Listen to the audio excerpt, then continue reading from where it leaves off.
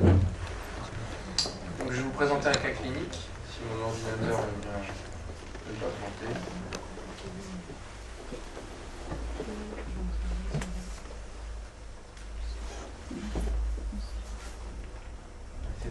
Donc c'était une patiente de 82 ans qui était en stade d'insuffisance cardiaque, un stade 2, qui avait un rétrécissement aortique extrêmement serré, qui avait une BPSO, une bronchite chronique. Donc le bilan échographie cardiaque retrouve un rétrécissement aortique, comme vous pouvez le voir, assez serré, avec une surface indexée à 0,43 cm², un gradient moyen à 50, une fonction ventriculaire gauche encore conservée, et pas de lésion coronaire, un neuroscore à 11%. Nous avions discuté de son cas aortique, mais on avait retenu l'implantation d'une valve aortique percutanée à cause de ses comorbidités. L'analyse du scanner est très importante, elle va nous permettre de décider de quelle voie d'abord, puisqu'on préfère la voie fémorale qui est celle la plus simple pour nous. Si on ne peut pas passer en fémorale, on opte pour les autres voies dont on vous a parlé précédemment. Donc on analyse au scanner tous les axes. Donc on prend le scanner et on va regarder, vous voyez ici qu'on est sur l'artère ici iliaque, vous avez un diamètre à 4,7 mm, donc c'est trop petit puisque actuellement les valves nous permettent de passer dans des axillo-fémoraux de 5,5 mm. Sinon l'introducteur est trop gros, il risque de déchirer l'artère au passage. Vous voyez l'autre côté était à 5,2 mm, donc cette patiente on a récusé l'implantation d'une valve aortique percutanée par rapport fémoral.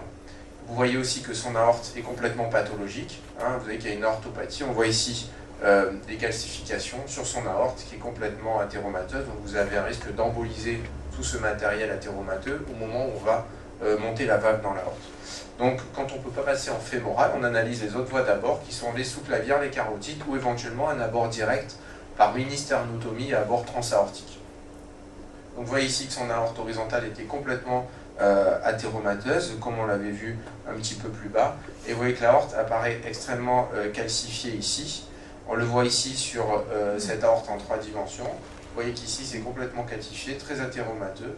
Et il semblerait ici que la carotide soit de beau calibre avec une calcification. Donc on regarde un petit peu plus haut ce qui se passe. Et on va voir ici, vous avez la sous-clavière ici, l'artère carotide ici. Et on va les analyser au niveau de leur diamètre et voir si elles ont un diamètre acceptable pouvoir passer une valve à l'intérieur. Ça c'est une autre vue du scanner. Et vous avez ici la coupe, vous voyez ici que vous avez ici, je pense que c'est l'artère sous-clavière qui est à 7,3 mm. Et vous avez une belle carotide qui est aussi également à 7 mm. Excusez-moi, c'était la carotide qui était un peu tortueuse ici. Donc vous avez un diamètre qui est acceptable pour implanter une valve. Donc on a retenu ici une implantation d'une voie aortique par voie carotidienne. On utilise des systèmes, on peut mesurer la surface de la valve qu'on va implanter en fonction du diamètre et du périmètre.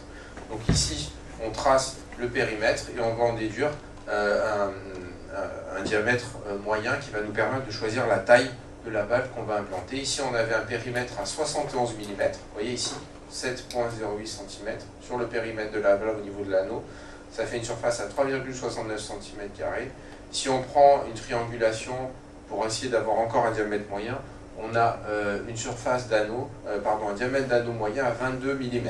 Donc quand on a 22 mm, on a des abacs qui nous permettent de décider quelle valve on va implanter. Et vous voyez qu'ici, pour un diamètre moyen de l'anneau à entre 20 et 23 mm, on utilise ici une corps valve de 26 mm. Vous voyez que l'analyse du scanner au millimètre près peut nous faire changer la valve qu'on va utiliser. Et de là va découler des fuites ou des complications de rupture d'anneau. Donc il faut passer beaucoup de temps sur le scanner, comme on vous l'a déjà expliqué. Vous voyez ici qu'il y a une hypertrophie du ventricule gauche. On arrive aussi maintenant, grâce au scanner, à trouver l'incidence dans laquelle on va travailler.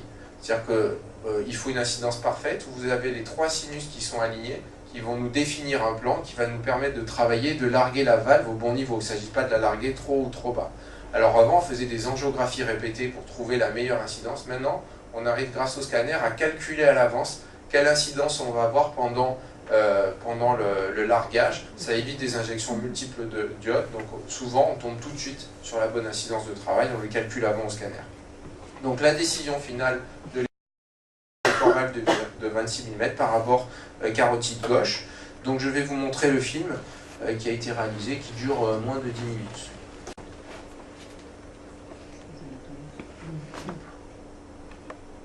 confirmer l'incidence qu'on avait calculée tout à l'heure sur le scanner. Moi, j'arrive pas à enlever le minuteur, je suis désolé, mais c'est les données brutes. Peut-être j'aurais dû mettre le son. Mettez le son. On va avancer un petit peu. Non, Ouais, c'est là qu'on se rend compte que c'est trompeur la caméra. Voilà l'angiographie. Vous voyez qu'ici on a un plan parfaitement aligné avec les trois sinus. Vous voyez qu'il y a une fuite aortique ici, on voit les coronaires. Donc c'est l'incidence qui va nous servir un petit peu d'incidence de travail pour implanter la valve. Et donc là, en une seule injection, on était tout de suite bien. Vous voyez aussi ici que l'aorte est complètement calcifiée, elle est vraiment assez pathologique. Donc vous allez voir ici le patient qui a été préparé. Ça c'est l'abord qu'a fait Jacques Teboul. Jacques, tu veux dire un mot, mais je pense que c'est la carotide. La carotide primitive. Là on mesure la pression résiduelle. Il y a un clan qui est en amont de la carotide et on mesure la pression résiduelle donc vers le cerveau. Et si la pression résiduelle est supérieure à 50, on peut laisser clamper sans difficulté la carotide pendant une demi-heure, trois quarts d'heure. Donc là, on voit que la pression résiduelle était correcte. Hein, c'est la ligne en violet en bas. Voilà, je te laisse parler. Donc là, Jacques a mis un introducteur de coronarographie typique dans l'artère carotide qui nous sert à aborder directement. Donc vous voyez que les cathéters arrivent directement de la carotide. Là, c'est une étape un petit peu difficile. Vous voyez ici sur le film, là vous avez les pieds du patient et on travaille à la tête, ici. Il va falloir traverser la valve aortique, donc dans le sens inverse où elle est rétrécie, c'est-à-dire en rétrograde. Donc c'est calcifié, le sang doit passer du ventricule gauche vers l'aorte et il faut arriver à traverser cette valve qui est très rétrécie. Donc avec un petit guide, on travaille, on essaye tout doucement de la traverser. Alors il faut être très prudent parce qu'il ne s'agit pas d'aller piquer les calcifications et de les faire emboliser, parce que vous créez un AVC, donc on a des techniques particulières. Donc vous voyez ici sur le film, la tête du patient est là, et on travaille quasiment à la tête du patient. Donc c'est l'intérêt par exemple de cette salle hybride qui nous permet de pouvoir accéder au patient avec du confort. Si vous êtes dans une petite salle de choro, c'est impossible de faire tout ça. Donc là on travaille, vous voyez que c'est très difficile à franchir, il faut prendre le temps, on voit les calcifications ici. Donc on progresse doucement, il ne s'agit pas d'aller, il y a le tronc commun là à quelques millimètres, vous voyez ce guide dans le tronc commun, on va tout casser. Donc il y a un moment, on essaie de franchir tout doucement pour traverser la valve, sans emboliser, et voilà, c'est passé, vous voyez. Donc il faut faire vraiment doucement, parce que si vous avancez trop fort, le guide ici va aller embrocher le ventricule gauche. Donc il faut faire vraiment, c'est des ventricules gauche très fragiles, qui peuvent se perforer en 2 secondes. Donc une fois qu'on a franchi, on se réaligne, et on met le guide en place, ici à la pointe du ventricule gauche. Vous voyez que la valve aortique ici est traversée. Donc là on est prêt. On va d'abord prédilater cette valve, c'est-à-dire qu'on ne met pas tout de suite la valve avec le stent. Il faut d'abord un petit peu, si on peut dire, casser les calcifications pour les ouvrir, parce que c'est très rigide. Donc on fait une prédilatation avec un ballonnet. Et là, vous voyez la valve qui va être préparée pendant ce temps de prédilatation. Donc vous voyez que Pierre Meyer vous a expliqué qu'on la met dans des bains froids pour lui faire redonner sa forme. Elle est livrée, elle va reprendre sa forme. Là, vous voyez donc Jacques Teboul qui met en place l'introducteur directement dans la carotide. Donc après une petite incision et tu fais pas de bourse, je crois, tu fais une petite bourse. Non, je suis sûr d'une atriotomie. Et vous voyez ici l'introducteur, donc c'est du digifrench, ça prend la place de la carotide qui est introduit ici, la carotide est là, et qui arrive directement dans la aorte ascendante. Donc vous voyez qu'on travaille complètement à la tête du patient, ici. Donc une fois qu'on a mis cet introducteur qui est là, on va prédilater la valve au ballon. Ça prépare à l'implantation de la valve définitive. Donc pour ça, il faut arrêter le cœur quelques secondes pour que la valve reste bien stable quand on dilate. Donc vous voyez qu'on stimule ici, on crée une TV. Vous voyez la pression aortique qui s'effondre complètement et on gonfle le ballonnet à ce moment-là. Et vous voyez, ça prépare à l'implantation de la valve. Donc la TV est assez longue, c'est assez bien supporté. Et on arrête la TV, le cœur repart et on retire le ballon. D'accord, on est obligé de créer cette TV parce que si on laisse les contractions cardiaques, on va être éjecté, le ballon ne sera jamais stable. Mais la TV ici. Donc une fois que la TV a été faite, on va pouvoir, la dilatation a été faite, on va pouvoir amener la valve, donc c'est la corvalve. Vous voyez ici, elle est amenée, on traverse la valve aortique et on la positionne au bon endroit et on va procéder au largage. Donc petit à petit, on va retirer l'enveloppe qui entourait la valve et elle va se libérer, comme c'est du nitinol, à la chaleur à 37,5, elle va se réouvrir progressivement. Vous voyez qu'on va commencer le largage, donc il y a une petite molette ici. Je crois que c'est Pierre Meyer qui est en train de libérer la valve. Donc, vous voyez, ici, là, avec ses doigts, il y a une petite molette qui fait retirer la gaine. Donc, il ouvre la valve et avec le guide, il se sert du guide ici pour forcer dessus, pour la monter ou la descendre. Et si besoin, le deuxième opérateur corrige un petit peu la position. Donc, il faut vraiment avoir l'habitude de travailler ensemble, être super bien coordonné parce qu'au moindre mouvement, vous avez la valve qui est éjectée ou qui descend ou qui va aller peut-être perforer le ventricule gauche. Donc vous voyez qu'elle s'ouvre progressivement ici. Vous voyez, hop, on l'ouvre et à chaque fois, on fait des contrôles d'angiographie pour vérifier sa bonne position. Il ne s'agit pas qu'elle soit trop haute, sinon elle va boucher les coronaires. Il ne faut pas qu'elle soit trop basse, sinon elle va descendre dans le ventricule gauche. Donc vous voyez qu'on la largue très progressivement ici. Voilà, donc on joue sur le guide et on discute, bon j'ai enlevé les paroles, mais on discute en permanence pendant le largage pour se coordonner. Voilà, on contrôle, elle s'ouvre. Alors il y a un moment, un tout petit peu avant ça, la valve n'est pas complètement larguée et les sigmoïdes ne sont pas complètement libérés. Donc le patient n'a plus de pression, puisque la valve ne fonctionne plus. Donc là, il faut aller vite, on a une pression qui chute. Là, il la lâche complètement. Vous voyez la valve, elle va être libérée. Voilà, il déroule la molette et hop, elle va se lâcher. Vous voyez, on vient de libérer la valve. Et là, on va faire un contrôle des pressions après le largage de la valve. Vous voyez qu'ici, vous avez la pression arctique et la pression dans le ventricule gauche, il n'y avait plus de gradient de pression. On va faire un contrôle angiographique pour voir si on n'a pas bouché les coronaires en lâchant la valve, pour voir s'il y a une fuite ou pas, tout de suite. Donc vous voyez ce contrôle angiographique, vous voyez les coronaires circulent très bien, vous voyez qu'il y a zéro fuite, donc c'est un largage qui est vraiment satisfaisant. Et voilà. Donc nous en général nous sommes très contents avec Pierre et on oublie souvent qu'il y a le chirurgien qui lui doit refermer la carotide, donc des fois on parle un peu et tout. Mais c'est vrai qu'il faut refermer quand même la carotide du patient et c'est une étape importante puisque c'est là où on peut avoir d'autres complications. On n'en a jamais eu sur les apports carotidiens jusqu'à présent. Je crois qu'on en a fait 7 ou 8. Après, on contrôle systématiquement l'angiographique et pas de dissection. Vous voyez, on avait abordé. Je crois qu'elle est là, tu vois, pas de bêtises. Voilà. Ouais, c'était une carotide un peu tortueuse. Vous voyez que c'est parfait. Pas du tout. On fait un contrôle angiographique systématique. Et vous voyez que la réparation de la carotide est impeccable, il n'y a pas de fuite particulière. Voilà, c'est terminé. Pierre Meyer à la manière.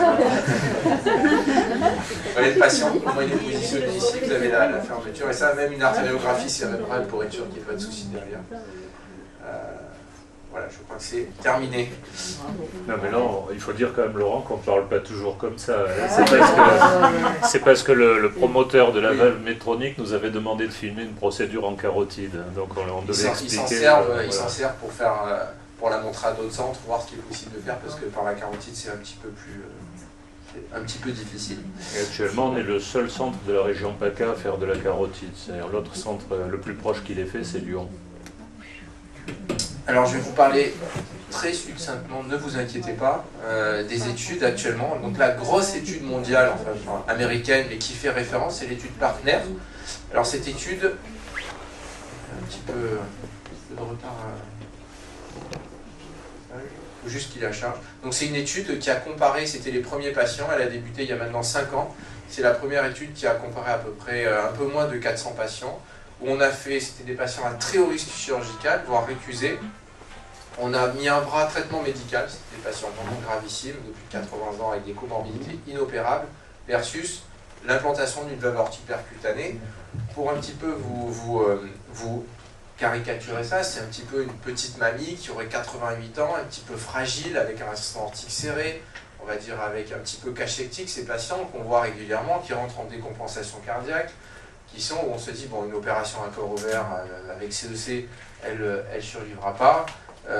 Est-ce qu'on fait traitement médical ou est-ce que malgré son état cachectique, est-ce qu'on va lui rendre service en lui proposant l'implantation d'une valve aortique percutanée qui est un petit peu lourde. J'ai l'ordinateur qui plante. Je suis désolé.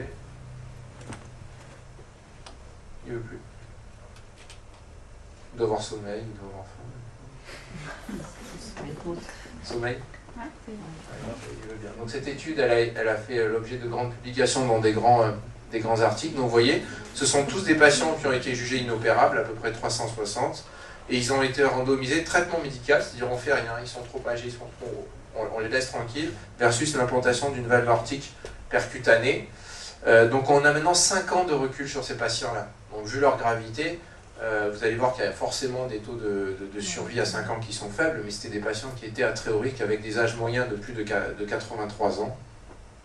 Je passe là-dessus, très fragile. Donc vous voyez que les patients chez qui on n'a rien fait, traitement médical à 88 ans par exemple avec un traitement dentique, vous voyez qu'à 5 ans vous avez 94% qui sont décédés. On a ceux qui ont eu l'implantation d'un TAVI, vous en avez 72% qui sont décédés, donc vous avez quand même une survie. Alors c'est des chiffres impressionnants, mais c'est des patients gravissimes. La survie médiane d'un traitement médical, c'est 11 mois. Si vous leur proposez un TAVI, ils vont vivre à peu près 30 mois.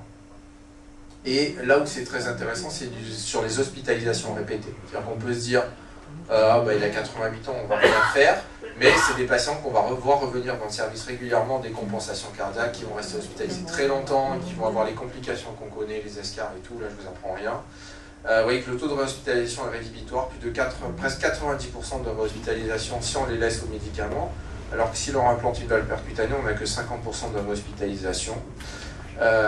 Pour ce qui est des toutes causes mortalité, vous voyez les survies sont là, je passe rapidement, je ne vais pas vous embêter. Alors, on a une question tout à l'heure sur la durabilité de ces prothèses. Chez des patients gravissimes très âgés, vous voyez qu'ici, il semblerait que le gradient moyen et la surface de la valve restent tout à fait constants avec 5 ans de recul. Alors, on a des patients qui ont été maintenant implantés il y a plus d'une dizaine d'années. Apparemment, la valve n'a pas l'air de dégénérer rapidement. Je parle avec précaution, mais on voit ici que les gradients ne bougent pas, ils restent aux alentours de 11 avec une surface qui se maintient. Donc ça a l'air de tenir dans la durabilité avec un recul de 5 ans. On voit, ça je vais passer. Pour ce qui est des conclusions, donc pour les patients qui sont contre-indiqués, qui sont pour une chirurgie à qui on propose un TAVI, on voit qu'il y a quand même un bénéfice en termes de réhospitalisation et en termes de survie. Pour ce qui est de la France, c'est le registre France TAVI, c'est un registre qui est obligatoire pour tous les centres qui font du TAVI. Ils doivent le renseigner. Donc vous voyez tous les centres, il y en a 47 en France. Nous on est là. Voilà. Donc actuellement en 2013, il a été fait 3700 TAVI en France. Avec la répartition de la population, vous voyez qu'il y a quand même 75% des TAVI qui sont implantés chez des patients de plus de 80 ans. Les indications principales, c'est le haut risque opératoire, avec derrière une fragilité. Alors la fragilité, c'est dont je vous ai parlé, c'est ces petites patientes maigres par exemple, où on sent que vraiment pour une CEC, ça risque d'être un petit peu lourd. L'abord fémoral reste l'abord principal, avec 77%, et vous voyez qu'on utilise un petit peu tous les autres abords. Alors, jusqu'à il n'y a pas longtemps, on faisait beaucoup de procédures sous anesthésie générale, c'est 62% des cas. La tendance actuelle, vous avez pu le voir ici pour les équipes, il y a une tendance franche vers les interventions sous anesthésie locale, en évitant les sous-clavières, les artères radiales et tout ce qui peut alourdir la procédure. Et on sent une nette différence nous, sur les patients quand ils remontent après. Voilà, les deux types de valves. Donc, pour l'instant, il y a une primauté à l'Edwards et à l'accord valve, ça varie. La durée moyenne d'hospitalisation, c'est 11 jours en France, après un TAVI. Et le taux de complications, donc vous avez toutes les complications possibles. Le décès intra-hospitalier, enfin, c'est à peu près 6,6%, avec toutes les complications qu'on peut avoir ici, et le taux d'AVC qui reste à 2,2%. L'avenir, donc Pierre Meyer vous en parlait, c'est la nouvelle valve. Vous voyez que c'est la même qu'on vous a montré, mais avec une jupette ici, qu'on a déjà implantée, on l'a commencé depuis 2 mois ici. Donc cette espèce de petit parachute évite les fuites aortiques paravalvulaires. Et surtout l'introducteur a diminué en diamètre, c'est du 14 French, donc ça nous permet de descendre sur des artères de 5,5 mm, donc d'éviter de passer par la sous-clavière ou la carotide en abordant la fémorale, ce qu'on ne pouvait pas faire avant. Normalement, on a une réunion là-dessus demain, on devrait pouvoir commencer la nouvelle valve de Corval, la nouvelle, qui est l'Evolute R. Alors ça c'est parce qu'on est un petit peu centre leader là-dessus, donc on devra peut-être faire le premier cas français en janvier hors protocole, ici à Zank. Donc c'est le même système largage, mais avec encore un diamètre un petit peu moins important, donc c'est l'accord valve. Elle sera recapturable in situ, c'est-à-dire que là, pour la recapturer, il faut la redescendre dans le cathéter et la remonter. Là, on peut la recapturer sur place et la relarguer une deuxième fois sans tout bouger. Ils ont aussi renforcé la jupe pour qu'elle soit un petit peu plus forte, donc on a hâte de l'essayer. Voilà. Est-ce que, en 2 minutes, je vous montre les résultats de Zank sur ce qu'on a fait en 2013 ? Laurent, juste une question. Ouais. On se demandait comment tu fais à la reprendre à partir du moment où elle s'est déployée. Ben, l'intérêt, c'est que il ne faut pas la larguer complètement. C'est-à-dire que si l'eau de la valve est larguée, là on ne peut plus. Mais tant qu'elle est piégée dans le cathéter Ouais. en haut, si on tire dessus, Ça on la sort. comme si on la réaspirait, elle a une forme et hop, on la. Mais on est obligé de la redescendre normalement dans la horte. La nouvelle, on devrait pouvoir la recapturer tout de suite sur place et la repositionner si besoin. Parce que quand on recapture, le problème, c'est qu'on doit tracter la valve. On peut la recapturer que dans la horte abdominale, normalement, et on doit la tracter ouverte dans toute la horte. Donc il y a un risque d'emboliser les plaques. Voilà, c'est vraiment un truc à éviter, c'est ça. Donc ça, c'est, on essaye de ne pas le faire. Donc pour les résultats de Zank, j'ai 4 diapositives. Donc j'ai pour l'instant que les résultats de 2013 parce que je n'ai pas encore fait 2014. On a fait 58 avis en 2013. Voilà la répartition homme-femme. Alors c'est des patients qui ont été indiqués pour des hauts risques opératoires dans 65% des cas ou des contre-indications techniques à la chirurgie. On pense aux patients pontés, on pense aux patients avec des thorax radiques. Tous les dossiers ont été discutés en réunion médico-chirurgicale, 100% en salle hybride.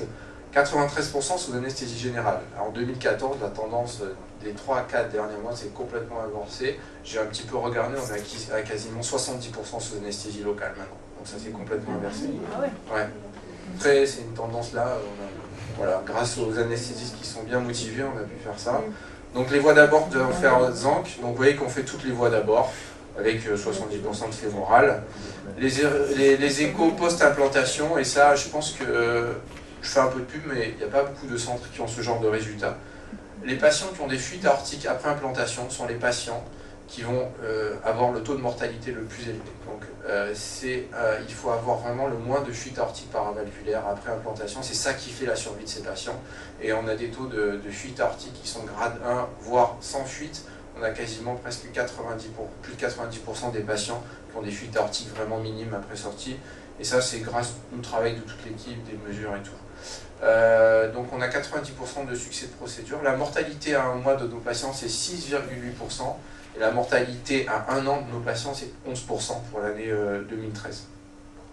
Les complications que nous avons eues per procédure, on a eu une migration de valve, un patient, une rupture de l'anneau aortique, un patient qui en attendant, en faisant de la protamine, l'anneau, ça s'est colmaté. On n'a pas eu à faire d'intervention de chirurgie. Une IAO sévère, pacemaker, on est à 13%. Des patients dialysés, 2 patients. Pas de complications vasculaires, Pierre Meyer vous en a dit, qui ont nécessité une chirurgie sur la voie d'abord. Le mode de sortie de nos patients, 50% retour à domicile et 50% en convalescence. Voilà, je vous remercie. Merci.